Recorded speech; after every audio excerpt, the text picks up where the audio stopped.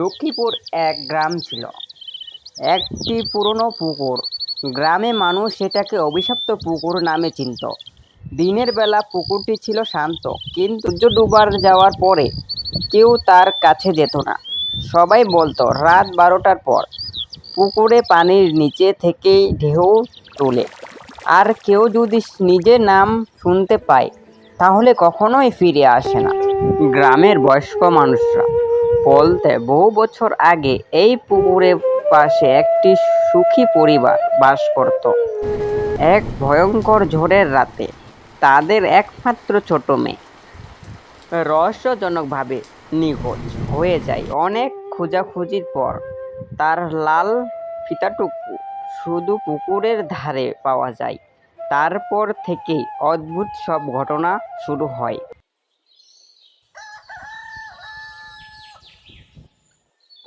সময় কেটে যায়, কিন্তু পুকুরের রহস্য থেকে যায়।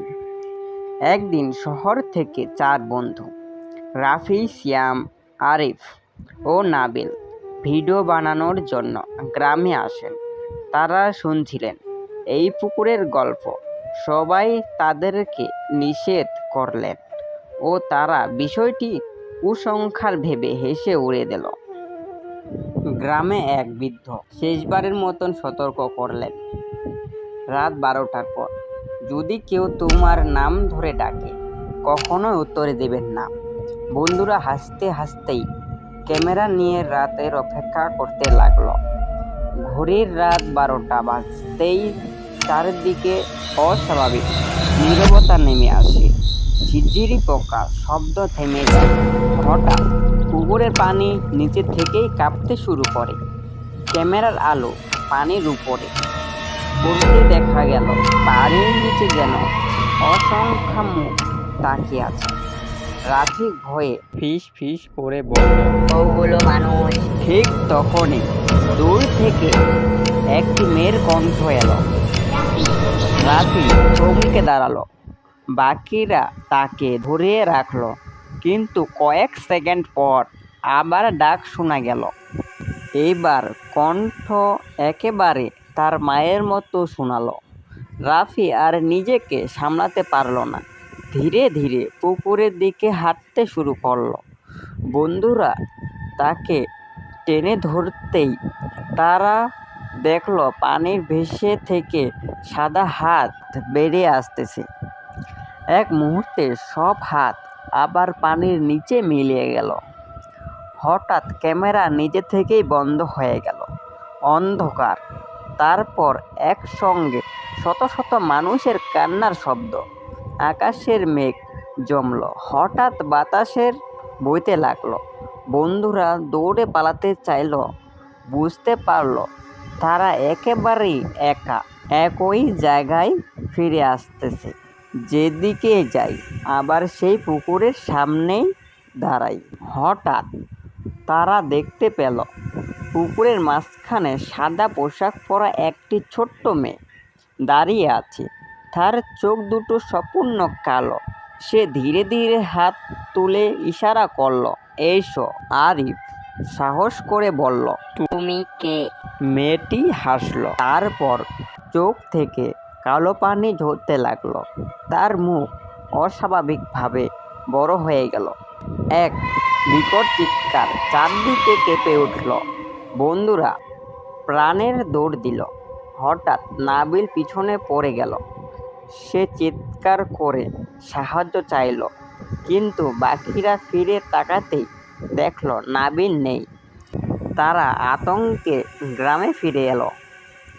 পরের দিন সকালে গ্রামের মানুষদের নিয়ে আবার পুকুরে গেল, কিন্তু সেখানে নাবিলের কোনো চিহ্নই নেই। শুধু পুকুরে তার ভেজা কাদার উপরে 4টি পায়ের ছাপ। কিন্তু তারা তো ছিল 3 জন। চতুর্থ পায়ের ছাপটি ছিল ছোট্ট একটি শিশু। বন্ধুরা সিদ্ধান্ত নিল আর কখনো এই ঘটনার কথা বলবে না। কয়েক মাস পর রাফি ভিডিওগুলো এডিট করতে বসে। ভিডিওর শেষের অংশে সে এমন কিছু দেখতে যায় শুটিংয়ের সময় কেউ দেখেনি। পুকুরের পানির ভিতরে দাঁড়িয়ে ছিল শত শত মানুষ, তাদের চোখের বন্ধন। আর সবার মাঝখানে দাঁড়িয়ে ছিল নাবিল। সে ধীরে ধীরে ক্যামেরার দিকে তাকালো। তারপর ঠোঁটে একটি অদ্ভুত হাসি ফুটল।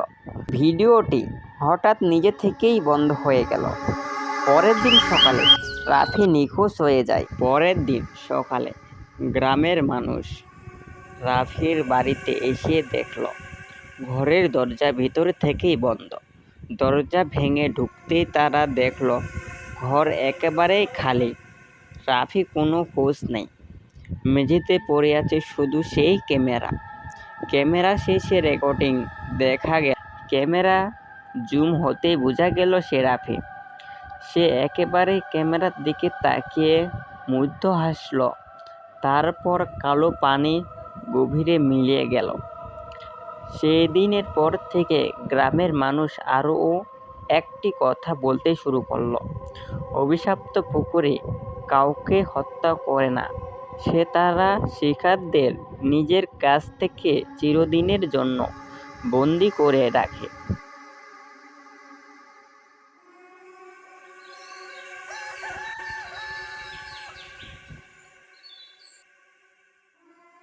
তারপর তারা একসাথে দেখা করল এবং আরিফ শ্যামকে বলল যে চলো আমরা একটা দরবেশের রুম যাই, তাহলে সব সমাধান হয়ে যাবে। তারপর তারা দুজনেই দরবেশের কাছে গেল। সেখানে দেখতে পেল দরবেশ ধ্যান করছে। আমি জানি বর্ষ তোমরা কেন এসেছো।